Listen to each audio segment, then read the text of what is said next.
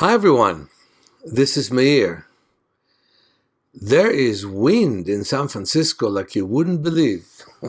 I kind of feel it. Instead of driving, I'm sailing. Uh, I want you to know something. I'm driving today to a client of mine who is in Fairfax, in the mountains, a beautiful place. But it's very interesting to me to reflect back to the time that I've driven my grandmother. And my grandmother told me that she was willing to exchange one of her eyes with my eye, and a surgery was scheduled. And the doctor was about to do the surgery, the experimental surgery, died a couple of days before the surgery. I'm happy that happened because my grandmother did not lose an eye. I would have gained nothing, personally.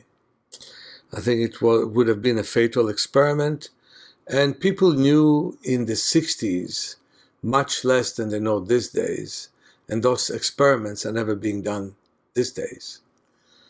But my grandmother cried when she saw me driving her. And as everybody knows, my vision is not perfect. It's far from being perfect.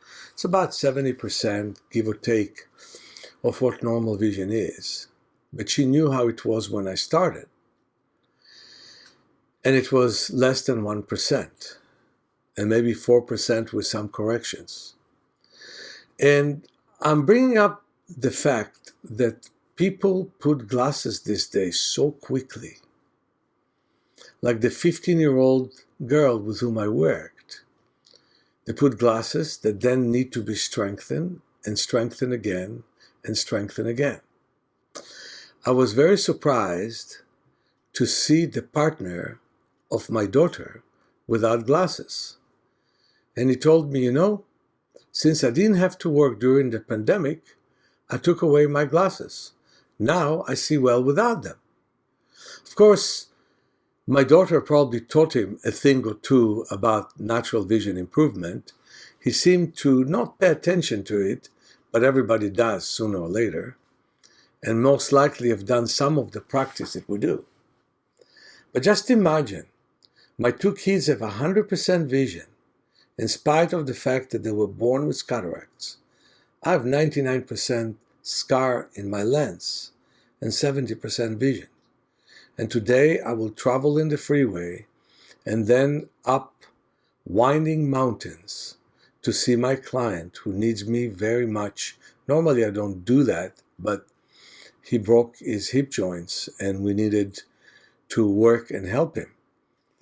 So the important thing that I want to say here is that you can move forwards. Wherever you are, whatever age you are, whatever your problem is, there's always a step forward. And after the first step, normally comes the second. And the most important thing is in the world of movement. Degeneration is the problem of this century. Degeneration is the problem of last century. Lack of oxygen leads to negative thinking. Lack of oxygen leads to high blood pressure, to arthritis, to compromised immune system. And breathing and deep kinesthetic awareness leads eventually to inner health. We hear again and again about people who live more than 100 and in a very good shape. I know it for sure. I've met some of them. I want you to know there's always a next step. And even in time of depression, and even in time that you feel that things are not working out for you, you can always make it. So remember, movement is life. And breathing leads to deep, very concentrated, and very great movement in your body. For me, movement is a change of pattern. Pattern that leads to a frozen body, and we get out of that to a pattern that leads to a liberated body. Thank you all for listening. I'm looking forward to see you.